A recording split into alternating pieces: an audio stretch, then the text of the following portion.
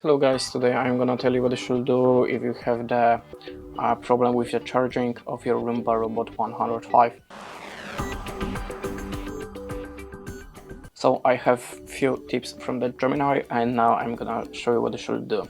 So the first one, clean charging contacts. Sometimes you can have a problem with your charging socket, so try to clean it with the APA alcohol. Don't use the sanitizer, for example. Try to clean these sockets and this from the dock station. As you can hear, now it's charging and everything is okay. But if you have a problem, try to reboot your Roomba. You can do it by the application, and you can find on our channel other video how to reboot the Roomba robot.